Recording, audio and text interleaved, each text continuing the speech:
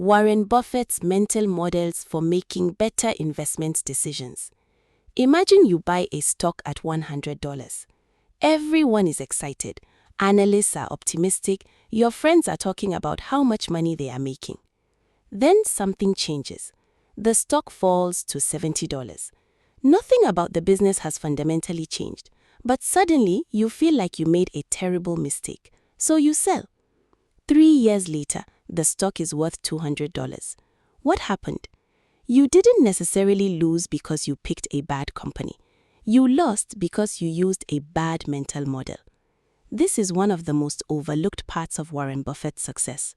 Buffett isn't successful simply because he can find good businesses.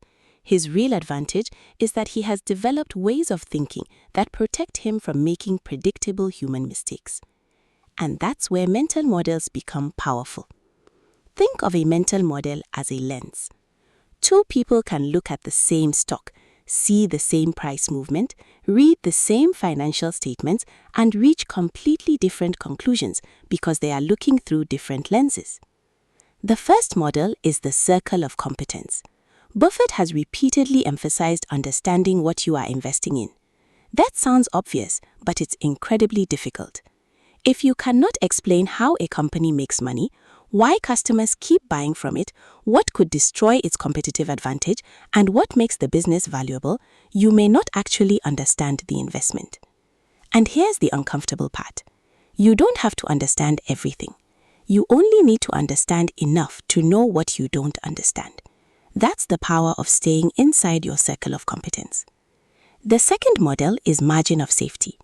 Suppose you estimate that a business is worth $100 per share. Would you feel comfortable paying $100? Maybe not. But what if you could buy it for $70? Now you have room for mistakes. Your assumptions might be slightly wrong. The economy might disappoint. Management might make a bad decision.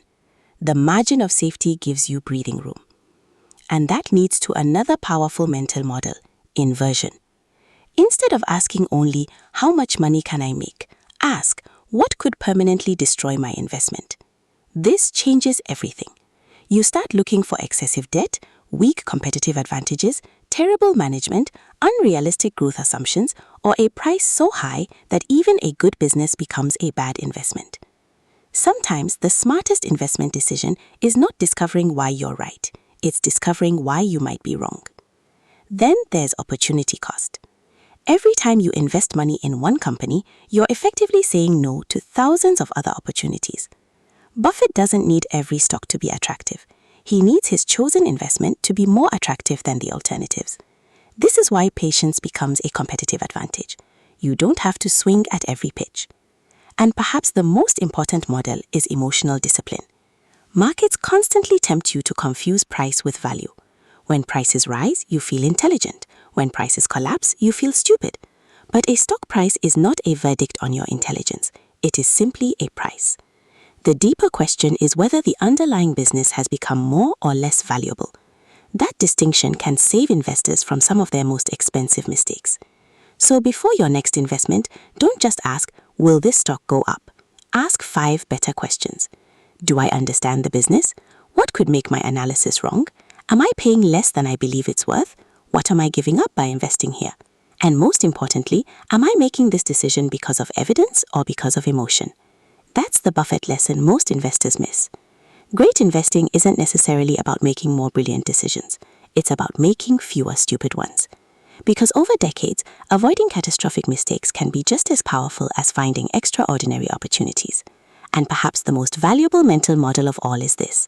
Before trying to become a better investor, become harder to fool, including by yourself.